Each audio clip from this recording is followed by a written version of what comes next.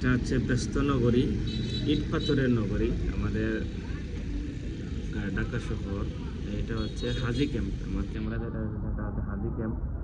হাজি ক্যাম্পে জামা মসজিদ, এটা হাজি ক্যাম্পের বিল্ডিংগুলা, এদিকে নিচে যে রাস্তা, আমি আছি বর্তমানে 10 তলার উপরে। আসলে ঢাকা শহর মানে যে জাম, এই যেমন তার প্রমাণ, সব রাস্তা শুধু জাম আর জাম, সব দিকে শুধু জাম।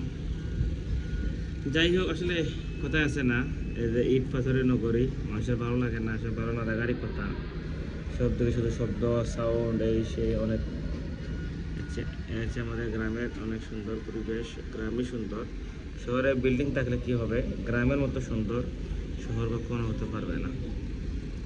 সবাইকে এই ভিডিও মাধ্যমে যারা ঢাকাবাসী আছে সবাইকে জানাই আমাদের চার হাজারি মৌলভীবাজারবাসীর পক্ষ থেকে দাওয়াত রইল। আপনারা সবাই মৌলভীবাজার যাবেন, এই ইট পাথরের নগরী ছেড়ে মৌলভীবাজারে গিয়ে সবুজ প্রকৃতির নিঃশ্বাস নেবেন।